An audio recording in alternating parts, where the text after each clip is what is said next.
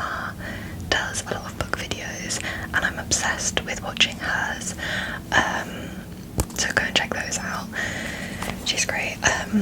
She's got like a vlog channel as well that's non-ASMR that I'm now hooked on as well. So I have been reading the Zodiac Academy series, which I have now just finished. It was great. I recommend it. A bit saucy in a lot of scenes, to be honest. I think I mentioned that the last time I spoke about the books. Sometimes it kind of took over what I think the storyline should have focused on, but I mean, I'm not going to complain. But yeah, overall I would recommend that series if you're into the kind of fantasy realm of fiction books. I hadn't read anything fantasy, to be honest, for such a long time. Probably the last time was when I read the Twilight series, which was a long time ago when they first came out. And then until now, well, until this year, I was mainly kind of into crime books, like thrillers, horrors, that kind of thing. But I'm really grateful to my friend who put me back onto the bandwagon.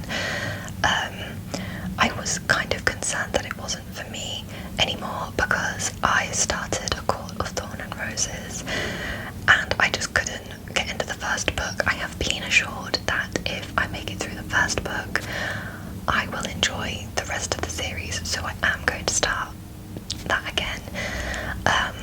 But since Zodiac Academy, I have moved on to Fourth Wing, and then I'm going to take it from there. I'm not 100% sure where I want to go after that, because I do have a couple of standalone books that maybe I will do in between moving on to another series. But I thought I would read a chapter of where my fantasy journey started, and that is with Harry Potter. The same friend who put me onto Zodiac Academy, I stayed at her house in the summer. We had like a sleepover, and she listens to audiobooks when she's going to sleep, and she said that she just always listens to Harry Potter, the audiobook. I think it's Stephen Fry who narrates it, I might be wrong, but anyway, we ended up listening to this together, and like I had this massive wave of nostalgia, and when we woke up I was like, I think I'm gonna reread Harry Potter. So I haven't started it yet. I thought we would start it together, and this would be a book that I would maybe just dip in and out of when I need something non-taxing, something that is familiar. I've read the books before. The first book specifically, I remember my mum and I curling up in bed reading this together, because I was really young when the books first came out. So here we go. Chapter 1. The Boy Who Lived. Mr. and Mrs. Dursley of number 4 Privet Drive were proud to say that they were perfectly normal, thank you very much.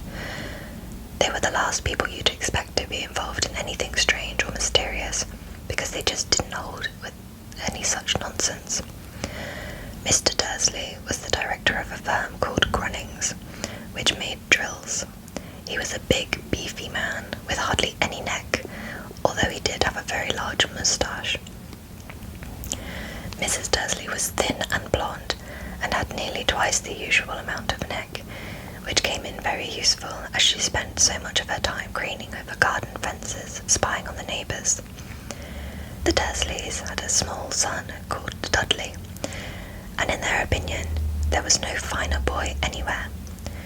The Dursleys had everything they wanted, but they also had a secret, and their greatest fear was that somebody would discover it. They didn't think they could bear it if anybody found out about the Potters. Mrs. Potter was Mrs. Dursley's sister, but they hadn't met for several years. In fact, Mrs. Dursley pretended she didn't have a sister, because her sister and her good-for-nothing husband were as un-Dursleyish as it was possible to be. The Dursleys shuddered to think what the neighbours would say if the Potters arrived in the street. The Dursleys knew that the Potter but they had never seen him. This boy was another good reason for keeping the Potters away. They didn't want Dudley mixing with a child like that. When Mr. and Mrs. Dursley woke up on the dull grey Tuesday, our story starts, there was nothing about the cloudy sky outside to suggest that strange and mysterious things would soon be happening all over the country. Mr. Dursley hummed as he picked out this most boring tie for work, and Mrs. Dursley gossiped away happily as she wrestled a screaming Dudley into his high chair. None of them noticed a large tawny owl flutter past the window. At 8:30, Mr. Dursley picked up his briefcase, pecked Mrs. Dursley on the cheek, and tried to kiss Dudley goodbye, but missed, because Dudley was now having a tantrum and throwing his cereal at the walls. "Little tyke," chortled Mr. Dursley as he left the house. He got into his car and backed out of number 4's drive. It was on the corner of the street that he noticed the first sign of something peculiar, a cat reading a map.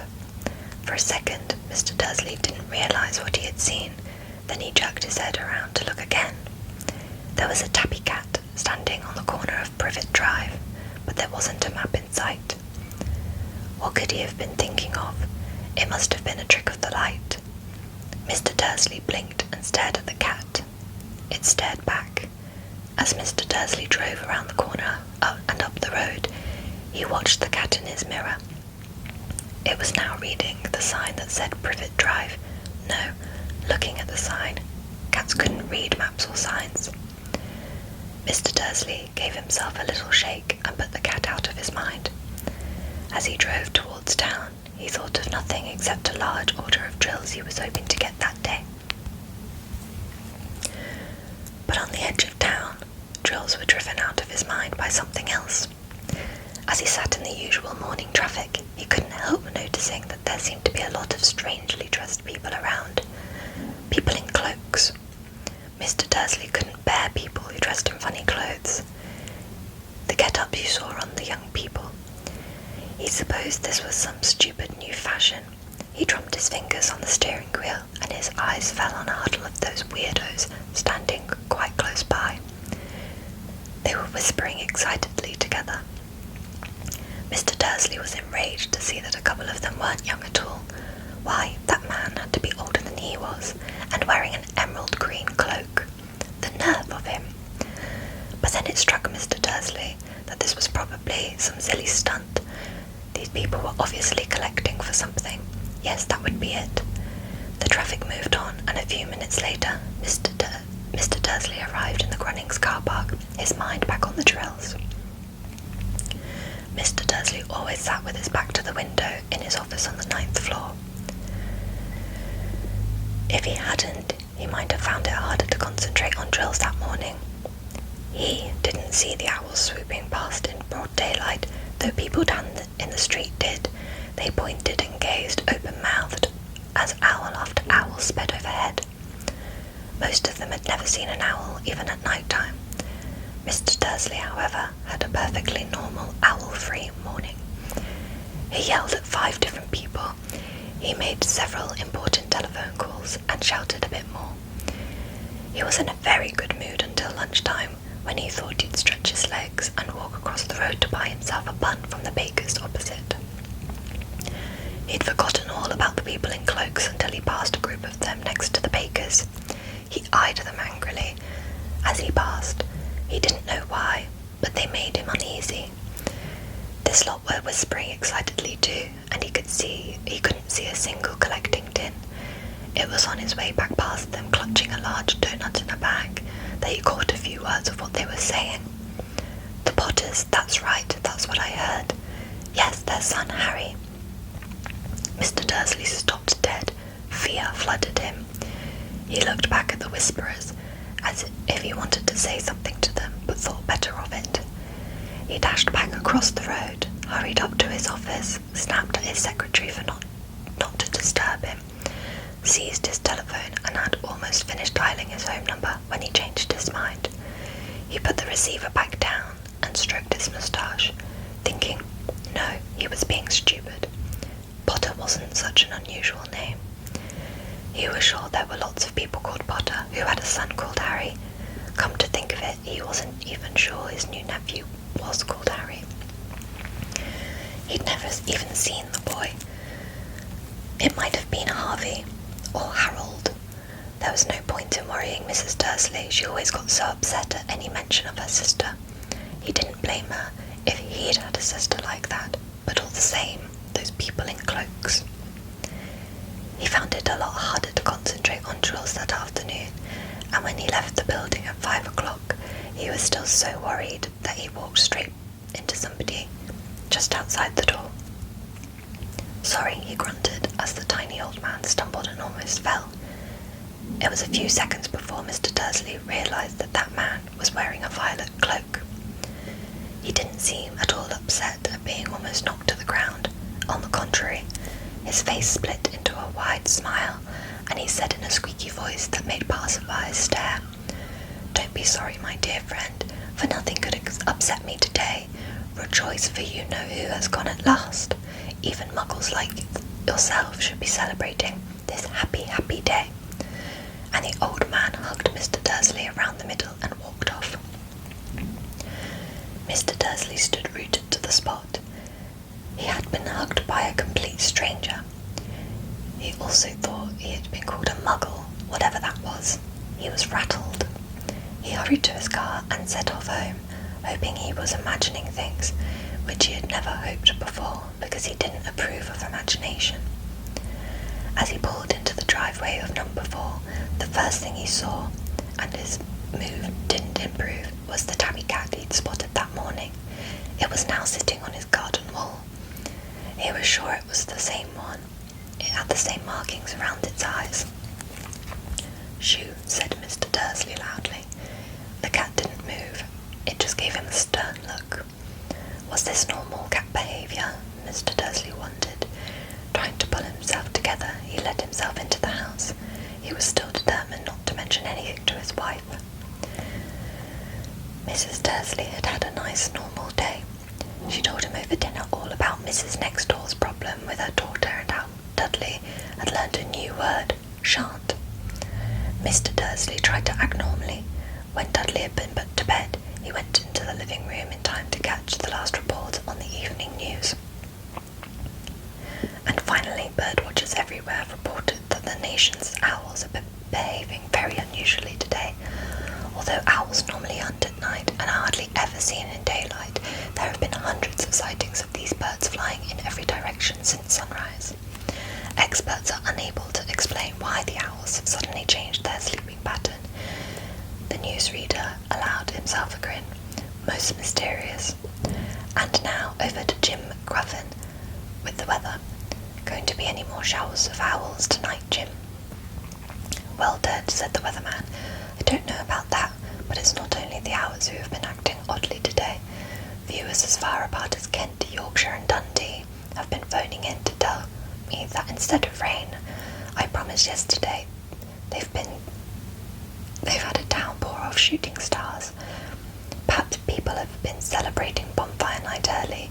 It's not until next week, folks, but I can promise a wet night tonight." Mr. Dursley sat frozen in his armchair. Shooting stars all over Britain, owls flying by daylight, mysterious people in cloaks all over the place, and a whisper about the Potters. Mrs. Dursley came into the living room carrying 2 cups of tea. It was no good. He'd have to say something to her. He cleared his throat nervously. Petunia, dear, you haven't heard from your sister lately, have you?" As he had expected, Mrs. Dursley looked shocked and angry. After all, they normally pretended she didn't even have a sister. "No," she said sharply. "Why?" "Funny stuff on the news," Mr. Dursley mumbled. "Owls, shooting stars, and there were a lot of funny-looking people in town today." "So," snapped Mrs. Dursley. "Well, I just thought maybe it was something to do with, her lot." Mrs. Dursley sipped her tea through pursed lips. Mr. Dursley wondered whether he dared tell her he'd heard the name Potter. He decided he didn't dare. Instead, he said as casually as he could, "Their son, he'd be about Dudley's age now, wouldn't he? I suppose so, she said stiffly. What's his name again? Howard, isn't it? Harry. Nasty common name if you ask me. Oh yes, said Mr. Dursley, his heart sinking horribly. Yes, I quite agree. He didn't say another word on the subject as they went upstairs to bed. While Mrs. Dursley was in the bathroom, Mr. Dudley crept into the bedroom window and peered down into the front garden. The cat was still there. It was staring down Privet Drive as though it was waiting for something. Was he imagining things? Could all this have to do with the Potters? If it did, if it got out that they were related to a pair of, well, he didn't think he could bear it. The Dursleys got into bed. Mrs. Dursley fell asleep quickly, but Mr. Dursley lay awake, turning all over in his mind. His last comforting thought before he fell asleep was that even if the Potters were involved, there was no reason for them to come near him and Mrs. Dursley. The Potters knew very well that he and Petunia thought about them and their kind. He didn't know how he and Petunia could get mixed up in anything that might be going on. He yawned and turned over. It couldn't affect them. How very wrong he was. Mr. Dursley might have been drifting into an uneasy sleep, but the cat on the wall outside was showing no signs of sleepiness. It was sitting as still as a statue, its eyes fixed unblinkingly on the far wall of Privet Drive. It didn't so much as quiver when a car door slammed in the next street, nor when two owls swooped overhead. In fact, it was very nearly midnight before the cat moved at all. A man appeared on the corner the cat had been watching. Appeared so suddenly and silently, you'd have thought he'd just popped out of the ground. The cat's tail twitched and its eyes narrowed. Nothing like this man had ever been seen in Privet Drive. He was tall, thin and very old, judging by the silver of his hair and the beard, which were both long enough to tuck into his belt.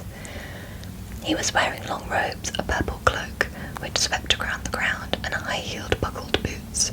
His blue eyes were light, bright, and sparkling behind half-moon spectacles, and his nose was very long and crooked, as though it had been broken at least twice.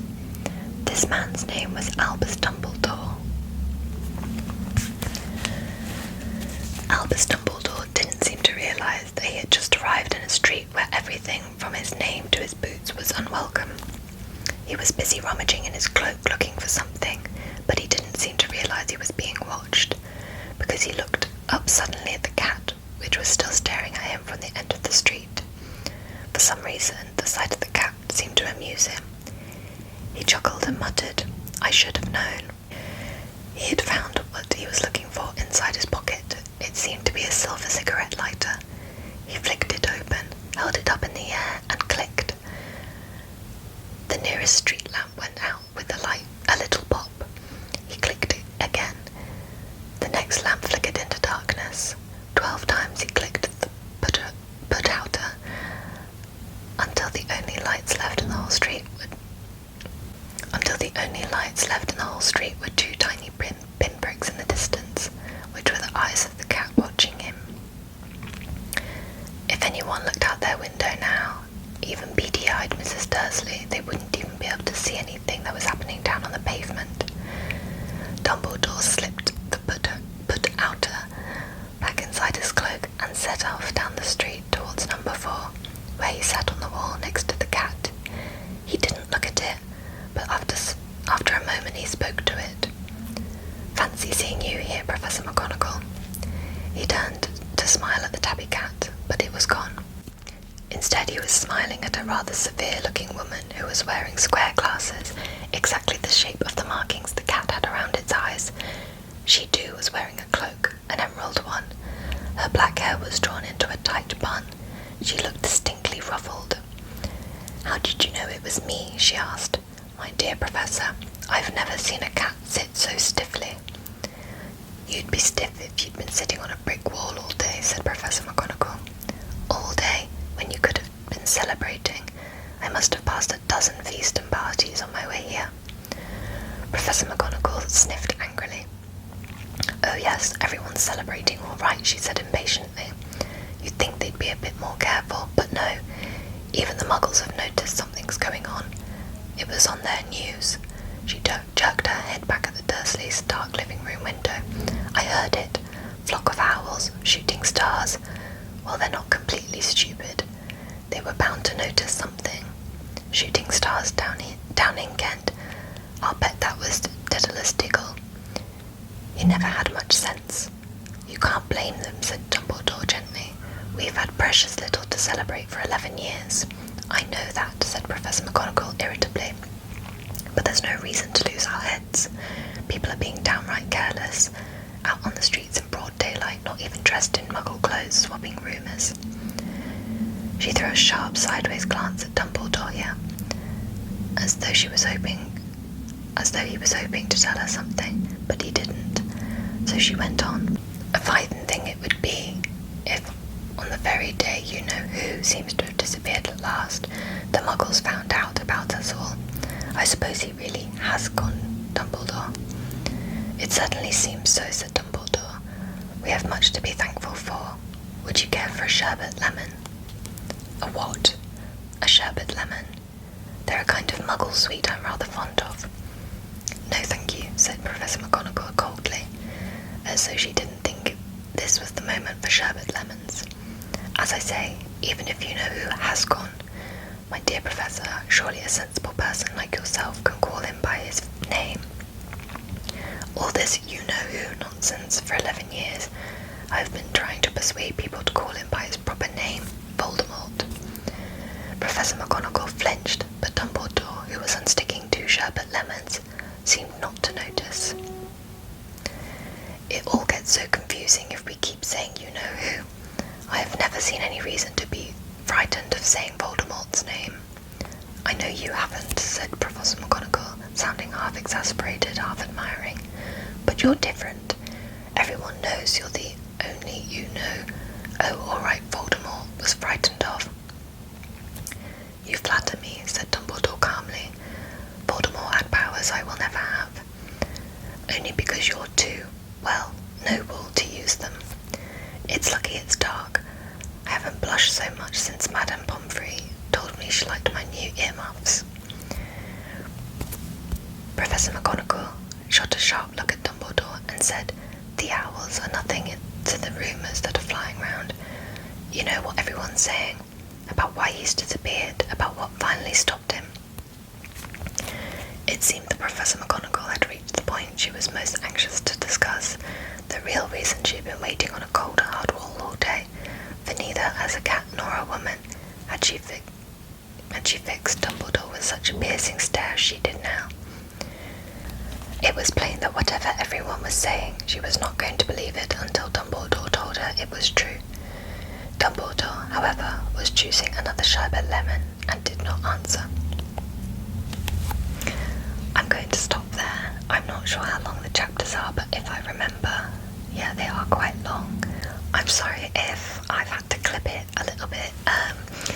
Hopefully it still runs smoothly. I am filming during the day, and as I have said many a time, I live on quite a noisy road. There's some building work going on behind me and lots of delivery trucks driving at full speed. So hopefully any noises that you do hear aren't too disturbing. But I hope that you enjoyed that. I forgot how much I love J.K. Rowling's style of writing, and I'm really enjoying getting back into reading such a nostalgic book. I haven't read anything else that she's written. I don't actually know of anything else that she's written, to be honest, but I'm sure there are plenty of others. So yeah, I think that would be something that I dip in and out of just when I need a break from the things that I'm reading, because it is so familiar, so sometimes there's comfort in rereading books. I think that I know a few people who do the same. But anyway, thanks again so much for watching, and I hope you have a great rest of your day or evening.